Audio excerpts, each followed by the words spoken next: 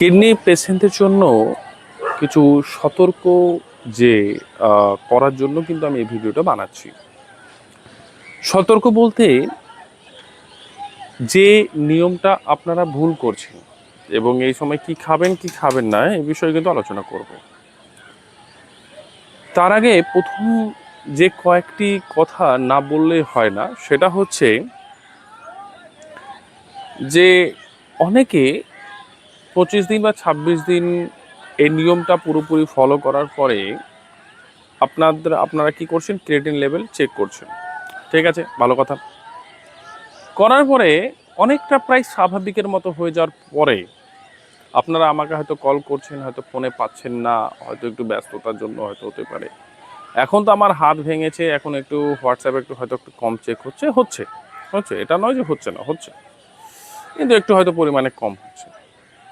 আপনারা কি করছেন, সেই জায়গায় ধৈর্য হারিয়ে হঠাৎ করে আপনারা মাছ মাংস খেতে শুরু করছেন। একজনেরই প্রায় স্বাভাবিকের মতো হয়ে গেছিল, আর মাত্র কত ছিল, 1.5 এরকম একটা কিছু ছিল, হয়তো আরো 3 পয়েন্ট কমলেই হয়তো স্বাভাবিক হয়ে যেত একদম পুরোপুরি। নিয়মটাকে কন্টিনিউয়াসলি না রেখে উনি মাছ মাংস ডিম এসব কিন্তু খেতে স্টার্ট করে দেন, যেটা কিন্তু মারাত্মক কিন্তু ভুল হয়ে গেছে। সেটা কিন্তু আবার 1.5 থেকে দাঁড়িয়ে 2.4 এরকম হয়ে গেছে।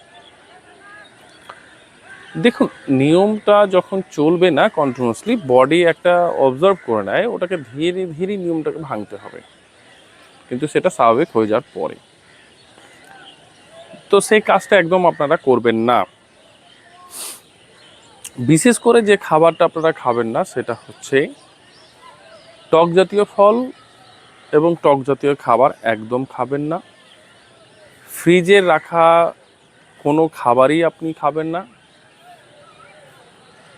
কলা খাবেন না, দই খাবেন না, এই সময় দুধ খাবেন না, পনির খাবেন না, ছানা খাবেন না, মানে দুধের কোনো জিনিসই আপনারা খাবেন না। কলাইয়ের ডাল খাবেন না, কলা খাবেন না, টমেটো খাবেন না। এগুলো কিন্তু মাথার মধ্যে কিন্তু রাখুন, এই খাবারগুলো কিন্তু একদম খাওয়া যাবে না।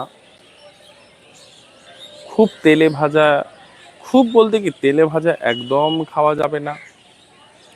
এগুলো মাথার মধ্যে রেখে আপনাদেরকে চলতে হবে। অনেকে হয়তো নিম পাতা, অশ্বত্থ পাতা আপনারা খাচ্ছেন, সকাল সন্ধে খাচ্ছেন, কিন্তু আলু খেয়ে নিচ্ছেন, টমেটো খেয়ে নিচ্ছেন, কলা খেয়ে নিচ্ছেন, টক জাতীয় ফল খেয়ে নিচ্ছেন, দই খেয়ে নিচ্ছেন। এইসব কিন্তু করবেন না। যে যে খাবারগুলো আপনাদেরকে আমি বন্ধ করতে বললাম সেগুলো কিন্তু একদম করবেন না। আর ভুলেও কিন্তু কলাইয়ের ডাল একদম খাবেন না, নতুবা আপনার কমার জায়গাতে আরও কিন্তু ক্রিয়েটিন লেভেল কিন্তু আরও বাড়িয়ে দিবে। এগুলো কিন্তু মাথার মধ্যে রাখবেন, এগুলো মাথার মধ্যে রেখে কিন্তু একদম পুরোপুরি আপনাদেরকে চলতে হবে। দেখুন,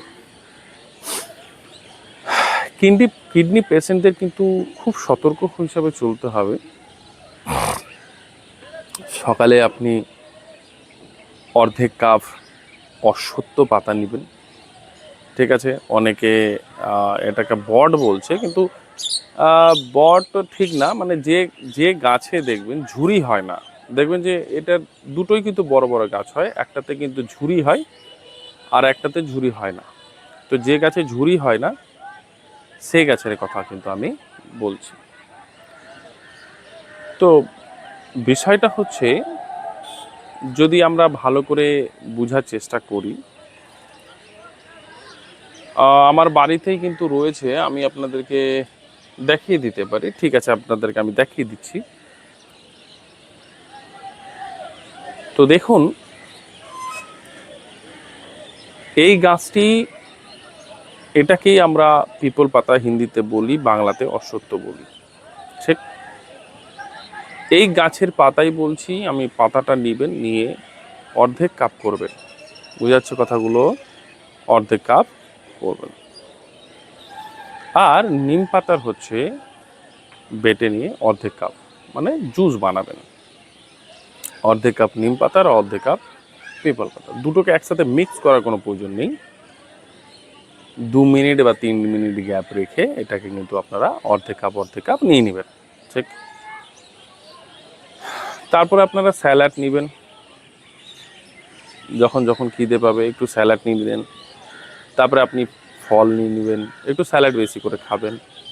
জল আপনাদেরকে কম খেতে হবে, তার কারণ ওই যে ফল এবং স্যালাড এর মধ্যে প্রচুর পরিমাণে জল থাকে, যেটা আপনার ডাইজেস্টিভ সিস্টেমের জন্য, পাচনতন্ত্রের জন্য যথেষ্ট।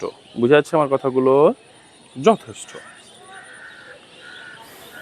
তারপরে আমি যেমন ডালিয়া খেতে আমি একবার বলেছি, সে জায়গায় আপনারা দুবারও নিতে পারেন। একবার দুপুরবেলা নিতে পারেন, একবার আপনি সন্ধ্যা নিতে পারেন। ডালিয়ার মধ্যে সব রকম সবজি দিতে পারেন, কিন্তু যেটা বললাম, আপনারা কিন্তু এর মধ্যে আলু দিবেন না, টমেটো দিবেন না, টক জাতীয় কিছু ফল রয়েছে সেগুলো মানে সবজির মধ্যে ওগুলো দিবেন না। বাকি নর্মালি সবজি দিয়ে কিন্তু রান্না করে নেবেন। তো পেশেন্টে যদি কিডনি পেশেন্টে খুব খিদে পায়, তো দুপুরবেলাও একবার ডালিয়া দিতে পারেন অল্প করে, আর সন্ধ্যে 6টার মধ্যে কিন্তু একবার ডালিয়া দিবেন। তো সন্ধ্যে 6টার মধ্যে ডালিয়া দেওয়ার ঠিক 1-1.5 ঘন্টা আগে আবার নিম পাতা এবং অশ্বত্থ পাতার অর্ধেক কাপ করে জুস বের করে প্রথমে পান করে নেবেন, তারপর 6টার সময় খেয়ে নেবেন।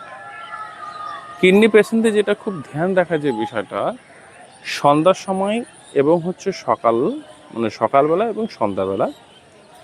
যেমন সন্ধ্যাবেলা হচ্ছে খাওয়া দাওয়া করে আধা ঘন্টা রেস্ট নিয়ে ঘাসের ওপর কিন্তু খালি পায়ে ঘাসের উপর কিন্তু হাঁটবেন। কিডনি পেশেন্টের জন্য কিন্তু খুব এটা গুরুত্বপূর্ণ। সকালের দিকেও খালি পায়ে ঘাসের উপর হাঁটবেন, সন্ধ্যাবেলাও কিন্তু খালি পায়ে ঘাসের উপর হাঁটবেন। এটা কিন্তু খুব গুরুত্বপূর্ণ। বোঝা যাচ্ছে আমার কথাগুলো?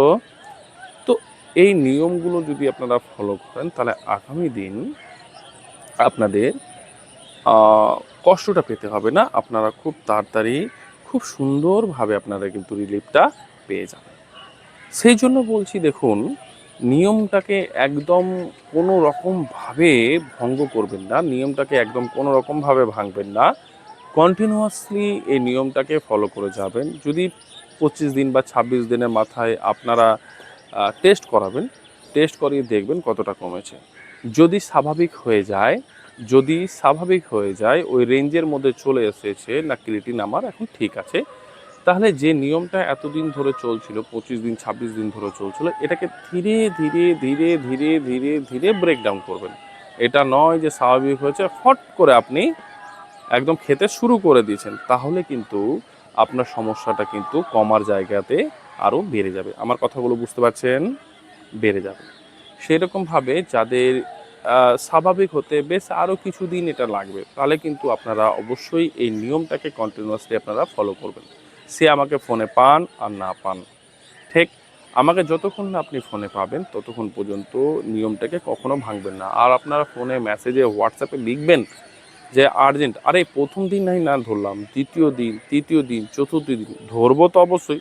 3-4 দিনের মধ্যে অবশ্যই আপনাদের আমি কল ধরবো বা মেসেজ। কল থেকে বেশি ইম্পর্টেন্ট হচ্ছে মেসেজটা করবেন হোয়াটসঅ্যাপে। এখন চেক করা হচ্ছে, অসুবিধার ব্যাপার নেই।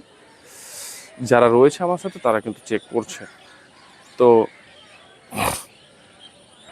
চিন্তা করবেন না, কিন্তু নিয়মটা একদম ভাঙবেন না। নিয়ম ভাঙলে আবার আপনাকে সে 45 দিন হোক বা 26 দিন আপনাকে নিয়মটা মানতে হবে। তখন আপনার হয়তো আরও 5-10 দিন নিয়মটা মানলে হয়তো আপনার ঠিক হয়ে যেত, কিন্তু আপনি যখনই নিয়মটাকে ব্রেকডাউন করবেন, স্বাভাবিক হতে আর কিছুটা বাকি রয়েছে, কিছু পয়েন্ট বাকি রয়েছে, যদি ভঙ্গ করে দেন তাহলে যদি বেড়ে যায় তো আবার আপনাকে নিয়মটা ফলো করতে হবে। তো সেই জন্য বলছি নিয়মটাকে ভঙ্গ করবেন না, একদম কন্টিনিউয়াসলি নিয়মগুলোকে চালিয়ে যাবেন। ঠিক আছে? বোঝা গেল? যে খাবারগুলো আমি খেতে বারণ করলাম সেই খাবারগুলো একদম খাবেন না, ভালো থাকবেন। বোঝা গেল? ঠিক, গুড। আর ভিডিওগুলোকে সবাইকে শেয়ার করে দেবেন, যাতে আজকে কিডনি পেশেন্ট তো প্রচুর দেখা দিচ্ছে, ঠিক, যাতে সবার উপকার হতে পারে। ওকে, বোঝা গেল?